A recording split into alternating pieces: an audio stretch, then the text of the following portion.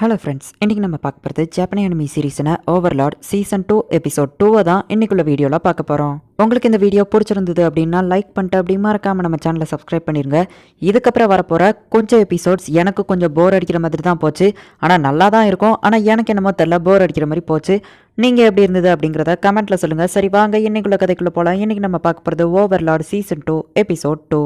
வானத்தில் ஒரு black colour cloud form ஆகி அதுக்குள்ளேருந்து ஏதோ ஒன்று வந்து நீங்கள் எல்லாருமே ரொம்ப கொடுத்து வச்சவங்க, ஏன்னா சுப்ரீம் பீயிங்க்கு யூஸ்ஃபுல்லாக நீங்கள் இருக்கணுங்கிறதுனால நீங்கள் எல்லாருமே இப்போ சாவ போகிறீங்க. சாவ உங்களை தேடி வந்துகிட்டு இருக்கு. எங்கள் மாஸ்டரோட டீமில் 2வது சாக போகிற டீம் நீங்கள் தான். நீங்கள் எல்லாரும் இன்னும் 8 நாளில் சாக போகிறீங்க அப்படின்னு சொல்லிட்டு அந்த கிளவுட் மறைஞ்சிருது. அது கண்டிப்பாக ஒரு 4th லெவல் மேஜிக். அவ்வளோ பெரிய மேஜிக்கை என்னால் கூட எதிர்க்க முடியாது.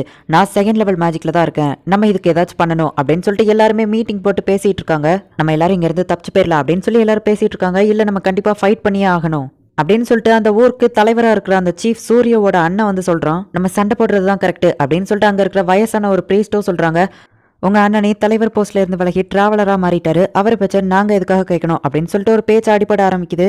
அப்போ அந்த அண்ணங்காரன் வந்துட்டு, நீங்க எல்லாரும் மறந்து போயிட்டீங்களா, நம்ம கடைசியா பண்ண போர் அது உங்க எல்லாருக்கும் மறந்து போச்சா? மொத்தமா 7 ட்ரைப் இருக்கு, 7மே வித்தியாசமான ட்ரைப். சாப்பாட்டுக்கு பஞ்சம் வந்து நம்ம எல்லாருக்குள்ளேயுமே போர் வந்துச்சு. அப்ப நம்ம என்ன பண்ணோம்? நம்ம 3 ட்ரைபோ ஒத்துமையா சேர்ந்து அந்த மற்ற 2 ட்ரைபை தோக்கடிச்சோம். அந்த டிராகன் டெஸ்க் ட்ரைப் மட்டும் இதுல கலந்துக்கிடவே இல்லை. அவங்க கண்ட்ரோல்ல தான் மற்ற 2 ட்ரைபோ இருக்கு. அந்த கிளவுட்ல இருந்து வந்தது மென்ஷன் பண்ணதை கவனிச்சிங்களா? நம்ம 2வது அப்படின்னு சொன்னிச்சா, அப்ப மத்தவங்களையும் அதை டார்கெட் பண்ணி தான் இருக்கு. நம்ம எல்லாருமே இப்போ ஒத்துமையா கை கொடுத்தோம்னா கண்டிப்பா நம்மளால ஓரளவு சர்வை பண்ண முடியும் அப்படின்னு சொல்லிட்டு அந்த தலைவனோட அண்ணன் சொல்றான். ஒருவேளை மத்த ட்ரைப் இதுக்கு ஒத்துக்கடலைன்னா நம்ம என்ன பண்றது அப்படின்னு சொல்லிட்டு அந்த சீஃப் சூரியோ கேட்கறான். நம்ம வில்லேஜ் சார்பா நானே போய் பேசுறேன் அப்படின்னு சொல்லிட்டு அந்த அண்ணங்கார சொல்றான். இப்ப அண்ணனும் தம்பியும் தனியா மீட் பண்றாங்க.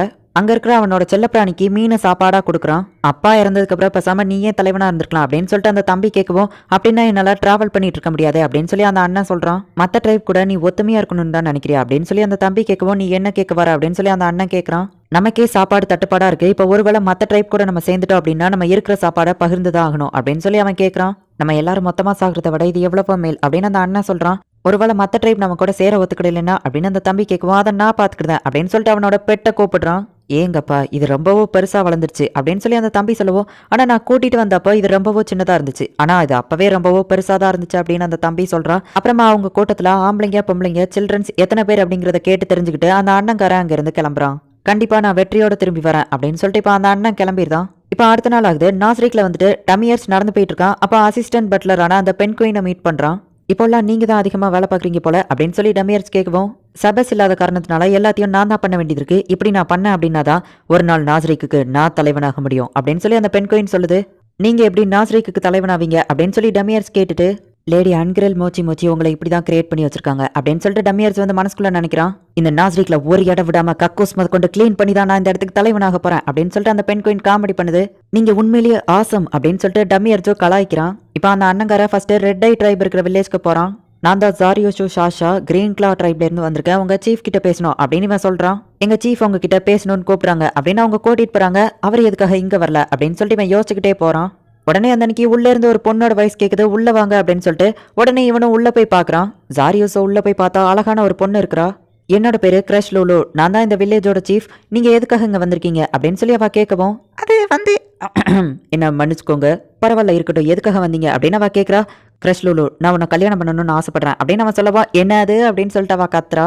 ஆக்சுவலி நான் இந்த விஷயத்த பேசுறதுக்காக வரல, நான் வேற ஒரு முக்கியமான விஷயமா வந்தேன், ஆனா உன்னோட அழகை பார்த்துட்டு என்னால கண்ட்ரோல் பண்ணிக்கிட முடியல அப்படின்னு சொல்லிட்டு அவன் சொல்றான். கடைசியில ஒரு வழியா 2 பேருமே சமாதானமாகறாங்க. என்னோட இந்த ஒயிட் கலர் ஸ்கின் பார்த்து நீங்க பயப்படாம இருக்கிறது எனக்கு ஆச்சரியமா இருக்கு அப்படின்னு அவ சொல்றா.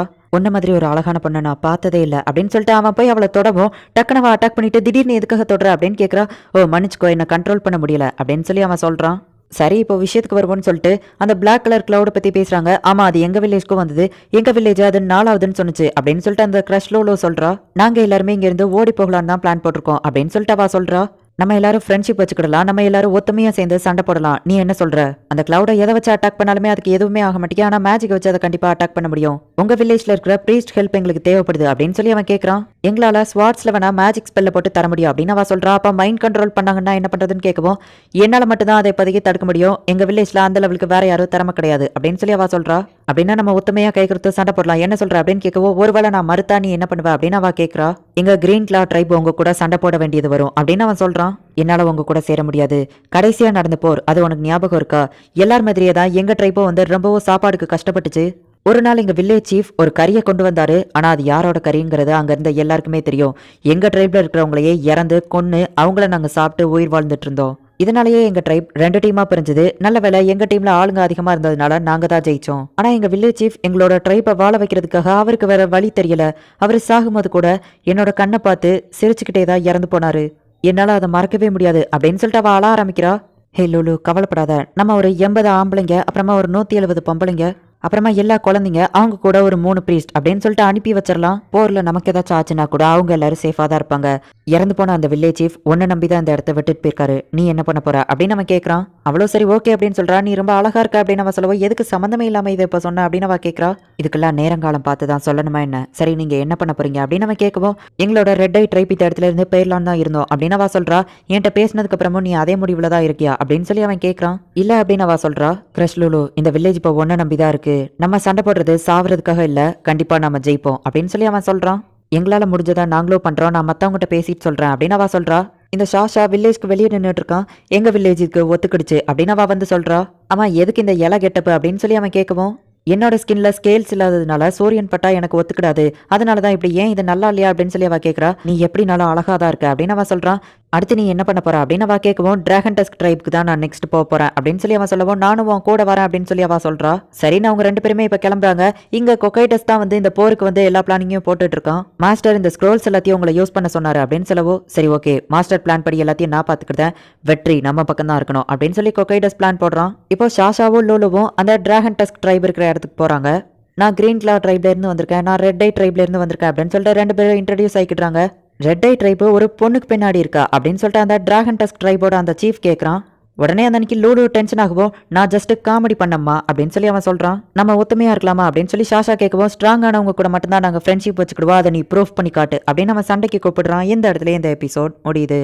இந்த லிசர்ட்ஸ்க்கு வச்சிருக்கிற லவ் சீன் தான் எனக்கு ரொம்பவுமே போர் அடிக்கிறதா இருந்துச்சு. பட் என்ன பண்றது, கதையில இருக்கிறதுனால நான் எக்ஸ்பிளைன் பண்ணி தான் ஆகணும், அப்படின்னா தான் உங்களுக்கு கதை புரியும். ஸோ இந்த லிசர்ட்ஸ்மென்ட் கதை முடிகிற வரைக்கும் கொஞ்சம் அட்ஜஸ்ட் பண்ணிக்கோங்க. அதுக்கப்புறம் வரப்போற எபிசோட்ஸ் எல்லாமே வேற லெவல்ல சூப்பரா இருக்கும். மிஸ் பண்ணாம பார்த்து என்ஜாய் பண்ணுங்க. அண்ட் உங்களுக்கு இந்த வீடியோ பிடிச்சிருந்தது அப்படின்னா லைக் பண்ணிட்டு அப்படி மறக்காம நம்ம சேனலை சப்ஸ்கிரைப் பண்ணிருங்க. தேங்க்யூ ஃபார் வாட்சிங். Bye guys. நெக்ஸ்ட் எபிசோட்ல மீட் பண்ணலாம்.